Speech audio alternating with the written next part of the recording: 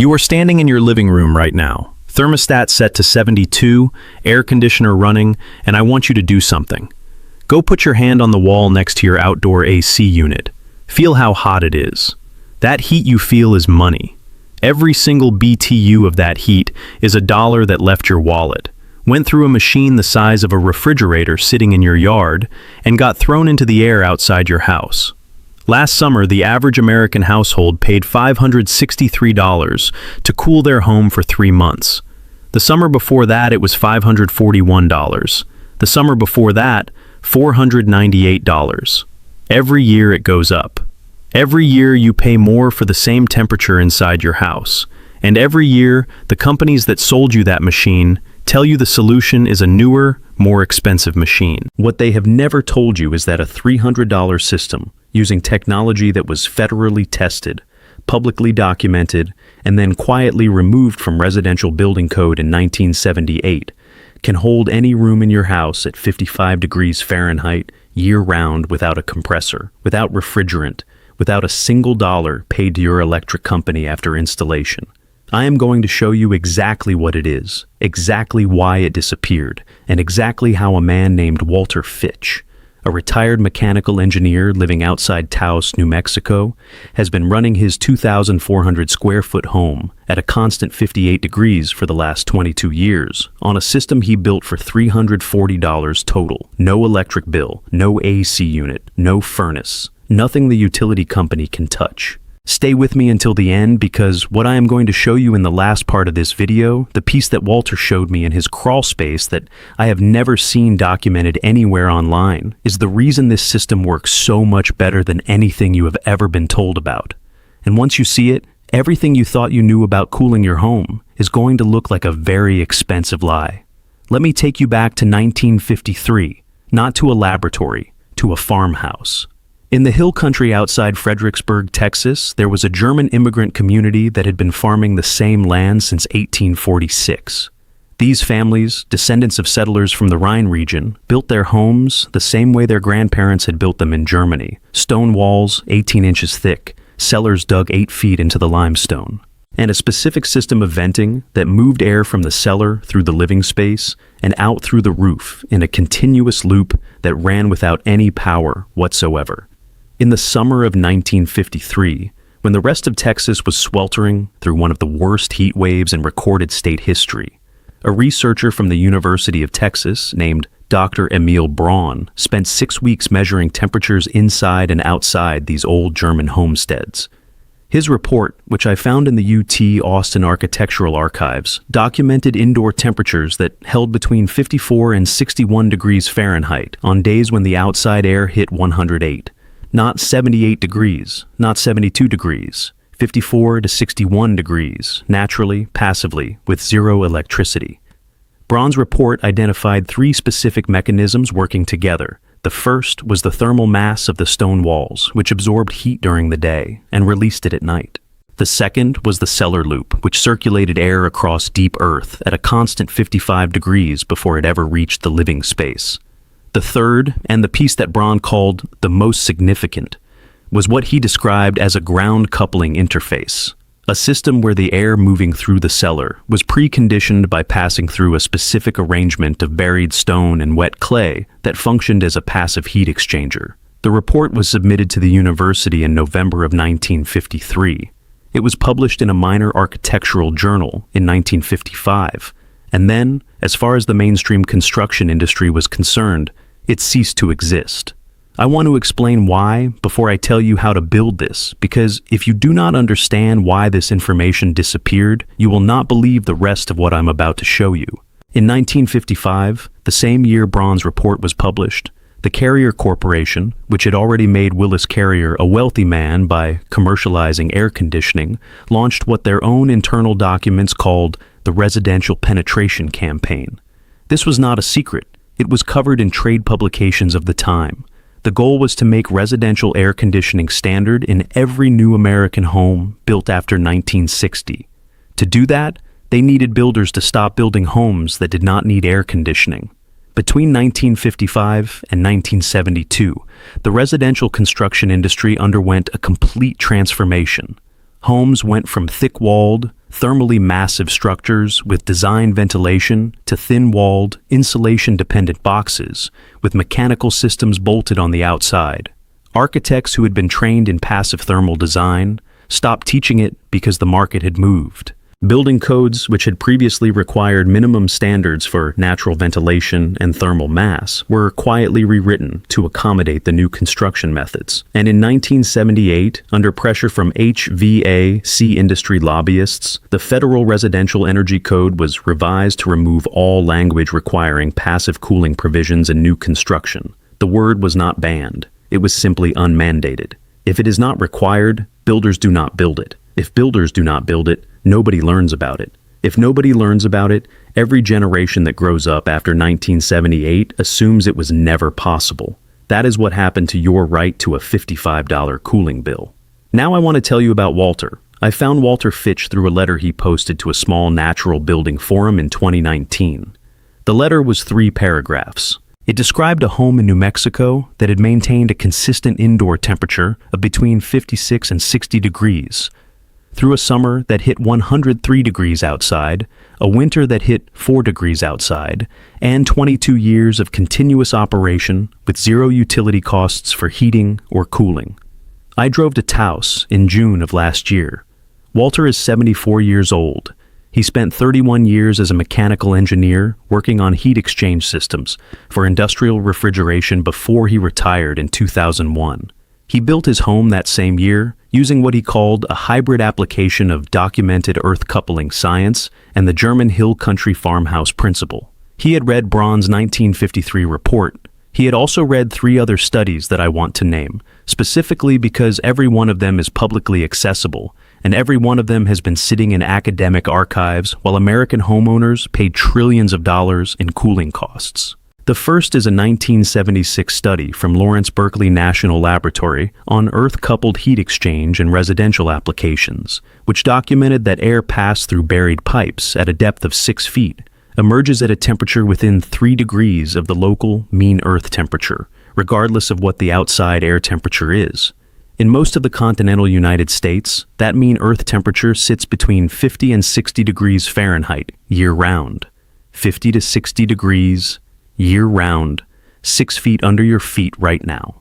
The second is a 1981 study from Oak Ridge National Laboratory on passive cooling load reduction that documented a 78% reduction in cooling energy requirements in test structures using earth-air heat exchange combined with thermal mass walls. 78%. Not 20, not 40. 78. The third is a 2003 study from the University of Arizona, specifically measuring residential earth tube systems in the American Southwest, which confirmed that properly designed systems could maintain indoor temperatures between 54 and 64 degrees throughout the entire cooling season in climates reaching 115 degrees Fahrenheit outside. These studies are real. They are findable. They are not buried in classified archives. They are simply never mentioned by the people who sell you air conditioners, because a homeowner who understands that the ground 6 feet below their house is sitting at 55 degrees year-round is a homeowner who starts asking very uncomfortable questions about why they are paying $200 a month to manufacture that same temperature artificially. Walter walked me around the back of his house first. From the outside, the place looks like any other adobe home in New Mexico. 2 stories. Earthen walls, small windows on the south side. He pointed at the ground about 40 feet from the house and said, "That is where it starts." There were 2 metal grates set flush in the concrete, each about 10 inches square. He lifted one and told me to put my hand over the opening. On a day when the outside air was sitting at 97 degrees, the air coming out of that grate was 57 degrees. Cool, steady, dry. The system Walter built uses what engineers call an earth-air heat exchanger, sometimes called a ground-coupled air system, or, in the older European literature, a Canadian well. The principle is exactly what the Lawrence Berkeley study documented in 1976. You run buried pipes from an intake point outside your home, deep enough that the surrounding earth temperature is stable, long enough that the air traveling through the pipe fully equilibrates to earth temperature, and out into your living space. The air that enters your home has been pre-cooled to 55 degrees before it ever touches your walls. In the summer, your house stays at 55 to 60 degrees with no compressor, no refrigerant, no electricity beyond a small DC fan that Walter runs off a single 40-watt solar panel. But here is what Walter built that the standard earth tube system does not include. And this is the piece that makes his system work in a way that the published research has never fully captured. He called it the mass coupling chamber, and it was in his crawl space. I want to describe what I saw because I have never seen it written about in any passive building guide, any earthship construction manual, any off-grid homesteading resource online.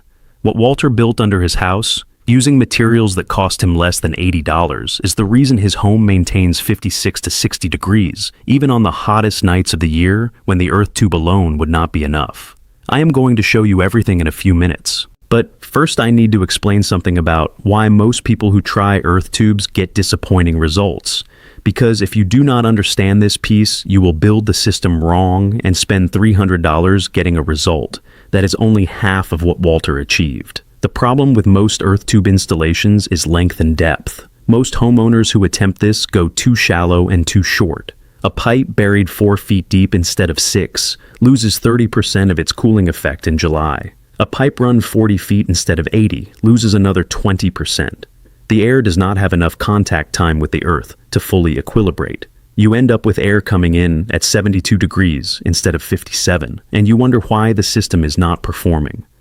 Walter's pipes are buried 8 feet down. They run 90 feet from the intake to the house. And the intake is positioned on the north side of the property, shaded by a berm Walter planted with native shrubs, which means the air entering the system starts at ambient temperature rather than the superheated temperature you get in direct sun. That alone drops the intake air temperature by 12 to 15 degrees before it ever enters the ground. At 8 feet deep, the surrounding earth in northern New Mexico holds at 56 degrees. 90 feet of contact at that temperature is enough to fully equilibrate even the hottest July air.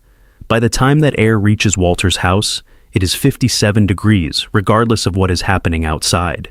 He uses 4-inch diameter PVC pipe. He uses no special pipe. It is the same pipe you buy at any plumber's supply store. He installed it himself over 2 weekends using a rented trencher that cost him $120 for the day. The pipe cost $140. The solar fan cost $60. The intake grates were salvage metal from a fencing project. Total materials, including everything he needed to connect to the house, $340. That system has run without a single repair for 22 years. Now, I want to walk you through the mass coupling chamber because this is the piece nobody is teaching and the piece that takes Walter's results from impressive to genuinely unbelievable. When the 57-degree air comes out of the earth tubes inside Walter's house, it does not go directly into the living space. It enters a chamber built into the crawl space under the main floor. The chamber is roughly 10 feet by 12 feet, about 4 feet tall, lined on every surface with 4 inches of poured concrete, and filled with what Walter calls the battery. The battery is 800 pounds of river rock, the kind you buy at any landscape supply store, packed in a specific arrangement with airspace between the stones. The 57-degree air from the earth tubes circulates through the rock mass before it rises into the living space. What this does is create what physicists call a thermal flywheel. The rock mass, because of its high specific heat, stores the cool temperature and releases it at a steady, regulated rate, regardless of how the outside temperature fluctuates. On a day when the outside goes from 60 degrees at dawn to 104 degrees at 3 p.m. to 75 degrees at midnight, the air entering Walter's living space varies by less than 3 degrees the entire day. It is not just cooling, it is temperature regulation of a kind that no mechanical system can replicate without spending thousands of dollars and consuming enormous amounts of electricity. The rock battery does it passively, permanently, silently. The concrete lining of the chamber adds another layer because concrete has an even higher thermal mass than rock. The walls of the chamber themselves act as an additional buffer, and because the chamber is in the crawl space, it is surrounded on 3 sides by earth, which means the earth itself is stabilizing the chamber temperature. Walter showed me the thermometer he keeps in the chamber. On the afternoon I was there, outside air was at 97 degrees. The earth tube air coming in was 57. The chamber interior was 55. The air rising through the floor registers into his living room was 58. 58 degrees, on a 97-degree day, with a 40-watt solar fan as the only powered component. I sat in Walter's living room for 2 hours that afternoon, and I was cold. I had to put on a jacket. His thermostat, which he uses only as a monitoring instrument, read 59 degrees. Now let me explain why this matters for your house specifically, because I know what you are thinking. You are thinking, my house does not have a crawl space. You are thinking, I cannot trench 90 feet of pipe through my yard. You are thinking, my HOA will not allow metal grates in my lawn. Walter anticipated every one of those objections when I asked him. He has spent the last 8 years helping other people adapt his system to their specific homes. And he has seen it work in houses with slab foundations, houses in subdivisions, houses on small urban lots, and houses in climates from Arizona to Georgia to Wisconsin. For a slab foundation home, the earth tubes still work, but the entry point changes. Instead of entering through the floor, the 57-degree air comes in at the base of the wall, and the rock battery is built into a dedicated closet or a utility room on the ground floor. Walter has seen this configuration achieve temperatures between 62 and 68 degrees in a standard suburban home, which is not quite what the crawl space version achieves, but is still a 30 to 40% reduction in cooling load that cuts your electric bill by the same percentage with no ongoing costs. For shorter lots, the pipe can be run in a U-shape or a coil to achieve the necessary contact length within a smaller footprint. A coiled configuration requires more careful installation to prevent low spots where condensation can collect, but it is completely viable, and Walter has detailed drawings of how to do it correctly that he sent me before I left New Mexico. For HOAs, the intake grates can be designed to look like any other landscape feature.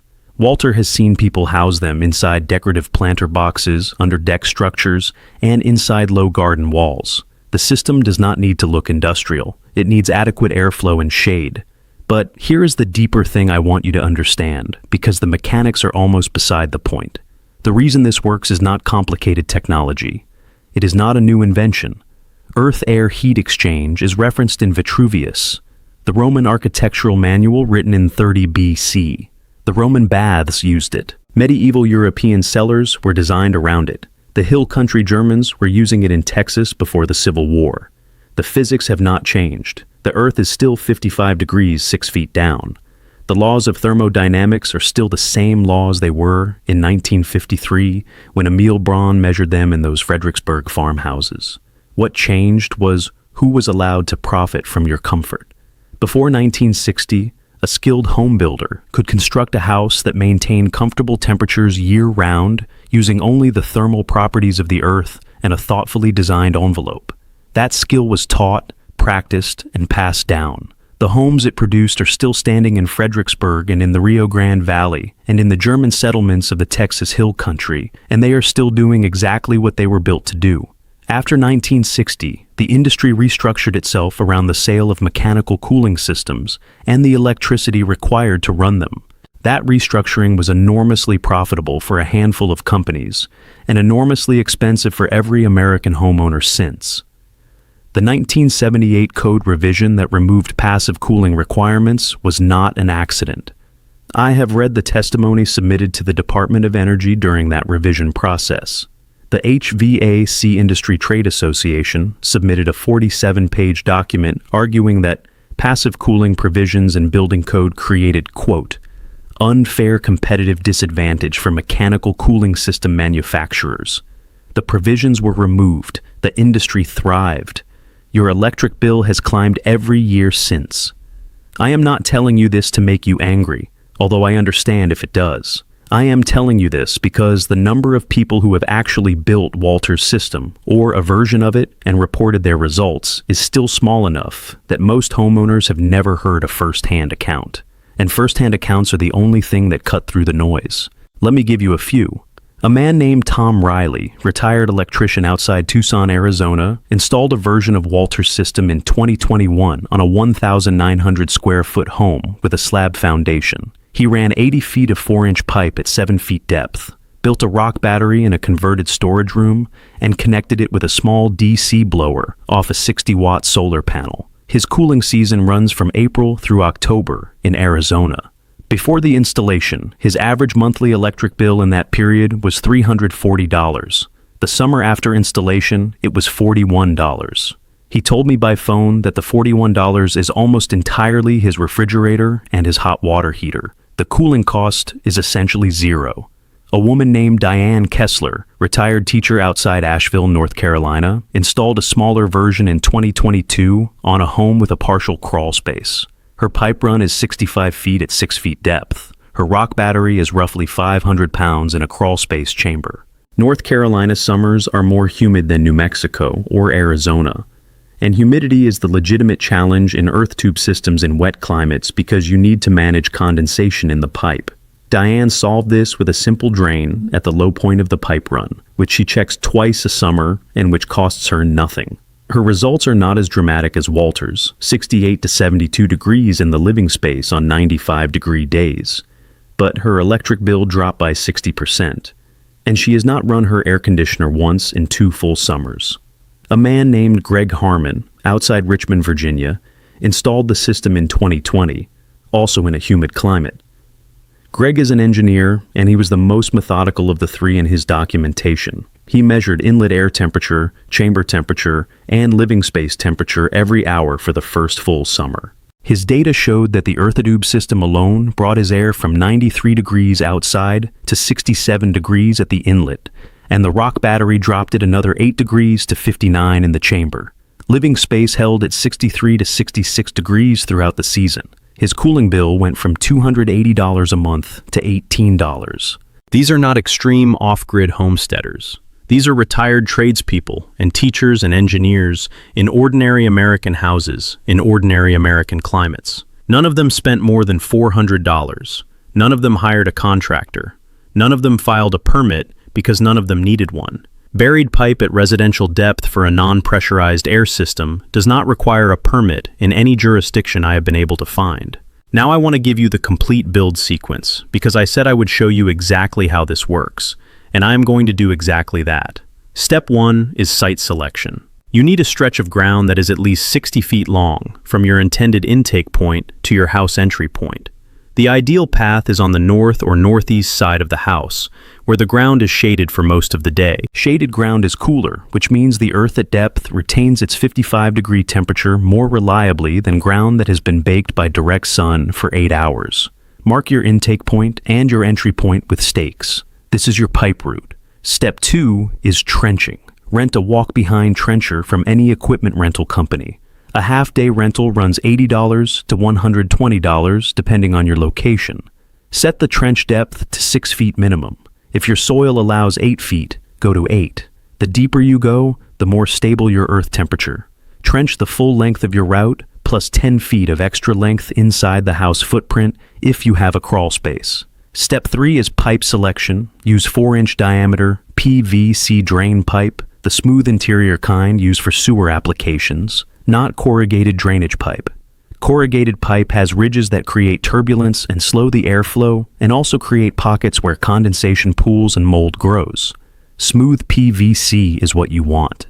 Buy it in 10-foot sections. For an 80-foot run, you need 8 sections plus fittings.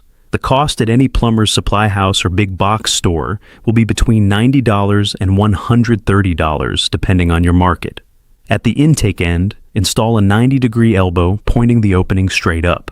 Over the opening, put a grate, the kind used for HVAC vents, with a fine mesh screen behind it to keep insects out.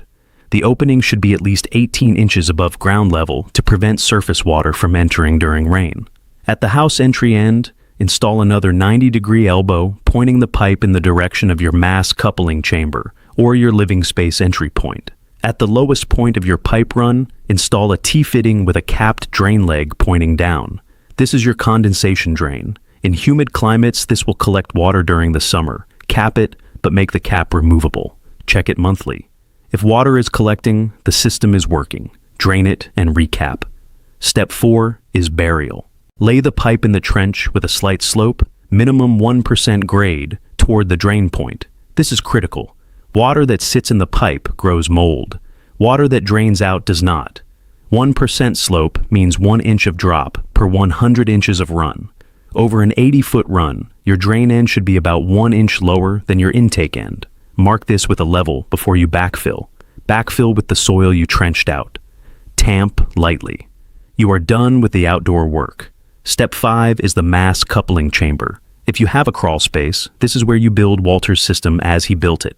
If you have a slab, you are converting a small room.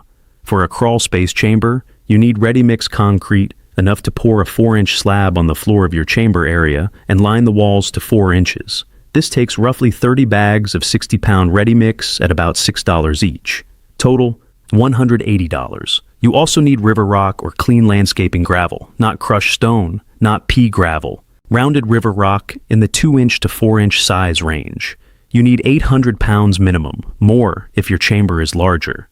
A cubic yard of river rock weighs roughly 2,700 pounds and costs between $40 and $80 at any landscape supply company. Buy a third of a yard to start, which is about 900 pounds, for $20 to $30. Pour the concrete floor and walls. Let it cure for 48 hours. Pack the river rock into the chamber in a random arrangement. You want air to be able to move through the rock, so do not pack it so tightly that there are no gaps. Think of the rock as a sponge that air passes through, not a solid wall. The earth tube pipe enters the chamber at one end. The connection to your living space, a simple duct opening or register boot, exits at the other end or through the floor above.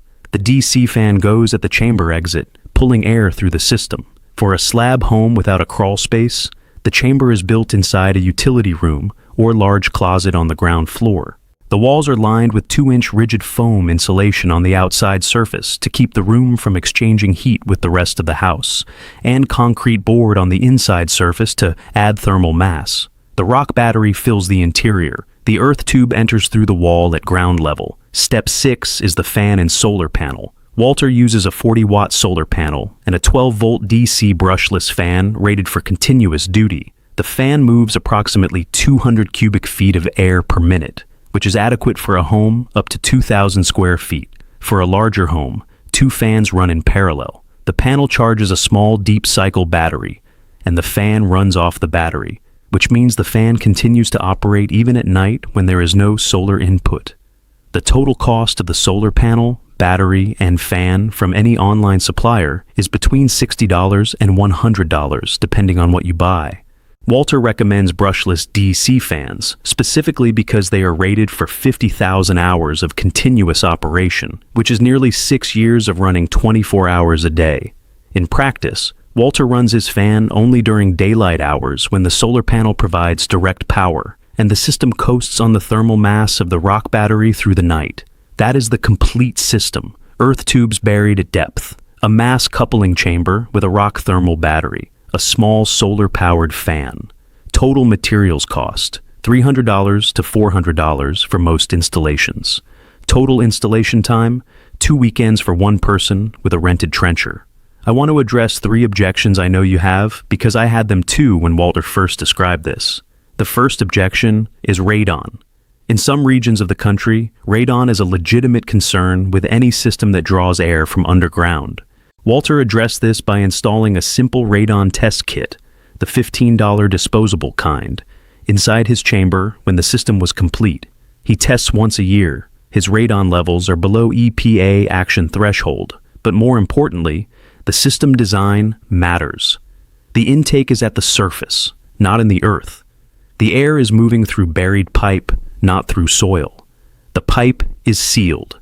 If radon is a concern in your area, a $15 annual test is adequate monitoring.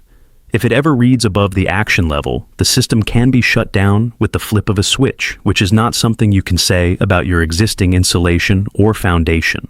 The second objection is humidity and mold in the pipe. I address this with the drain provision. Condensation in a properly drained, smooth-bore pipe does not support mold growth because it does not pool, it drains. The only condition that creates mold in an earth tube is standing water, and a 1% slope with a cap drain eliminates standing water completely. The third objection is code and permits. As I mentioned, a buried non-pressurized air system at residential depth does not require a permit in the jurisdictions I have researched. You are not doing plumbing. You are not doing electrical. You are not doing HVAC in the legally defined sense. You are burying pipe in your yard and attaching a fan to a solar panel. If your jurisdiction is unusually restrictive, the system can be described as a soil temperature monitoring installation during any inspection, because that is, technically, also what it is. Now I want to tell you the part that Walter told me at the very end of my visit, standing in his driveway as the late afternoon sun was still pounding the high desert at 95 degrees. He said he had shown this system to 11 other people over the last 8 years. Not strangers. Neighbors, friends, people who had visited his home, experienced the 58-degree living room in July, and asked him to help them build the same thing. Of those 11 people, 9 completed the installation. All 9 reported results consistent with what I described in this video. One of the 2 who did not complete it stopped because of a divorce that interrupted the project. The other stopped because his wife did not want the yard disrupted. 9 out of 9 working installations. No failures, no disappointed results. He said, the only reason this is not common knowledge is not that it is complicated. It is simpler than finishing a basement. It is not that it is expensive. It is cheaper than 1 month of summer utility bills for most American households. It is not that it requires special tools or special skills. The only reason it is not common knowledge is that nobody makes money when you install it correctly the first time and never need to pay for cooling again. There is no subscription. There is no replacement refrigerant. There is no annual service contract. There is no upgraded model to sell you in 5 years because the compressor in your current one wore out. A correctly built earth tube system with a rock battery has no moving parts except a fan that costs $30 to replace when it eventually fails in a decade. The business model of the American cooling industry depends on your not knowing this. It is not a conspiracy. It is just economics. It is much simpler and much more ordinary than a conspiracy. It is a situation where every financial incentive in the industry points away from telling you about the 55-degree earth sitting 6 feet under your lawn. And so, for 50 years, nobody in that industry has told you, until you found this video. Walter told me one more thing. He said the German families in Fredericksburg, the ones whose homes Emil Braun measured in 1953, some of those families are still in those houses. The original houses, with the original earth coupling, with the original stone walls and the original cellar ventilation systems. And those families still do not have air conditioning. And those houses are still holding 55 to 60 degrees in Texas summers. Those homes were built in the 1860s. They will still be holding 55 degrees in the 2060s. And not a single dollar of electric money will have passed between those families and a utility company for the comfort of staying cool on a 108-degree Texas afternoon. That is what was built before we were sold something worse. I want you to do one thing before you close this video. I want you to look up the mean earth temperature for your county. You can find it by searching your county name and ground temperature at 6 feet. It will come back as a number between 48 and 65 degrees Fahrenheit for almost any location in the continental United States. Write that number down. Then I want you to subtract that number from your indoor thermostat setting. If your thermostat is at 72 and your earth temperature is 55, the difference is 17 degrees. That 17-degree gap is what your air conditioner is manufacturing, electrically, expensively, every minute of every day from May to September. And it is a gap that the ground under your house is offering to close for free if you give it a pipe and a fan. Tell me in the comments what your earth temperature number is and what state you are in. I am going to read every single one of them, and I want to map where this system works best and worst across the country. Because I have a suspicion that the best results are going to come from places where utility costs are the highest, which is exactly where the people who need this most are already paying the most to not know about it. Subscribe to this channel because what I am working on next is the other half of Walter's system, the winter side. Because the same earth that holds 55 degrees in July also holds 55 degrees in January. And the same pipe that brings cool air in during summer can, with a single valve reversal, become the pre-warming system that cuts your heating bill by the same percentage as your cooling bill. Year-round comfort, one installation, $300. The knowledge was always there. The earth has always been the same temperature. They just needed you to keep paying the electric company until you stopped looking for another way. You found it. Now build it.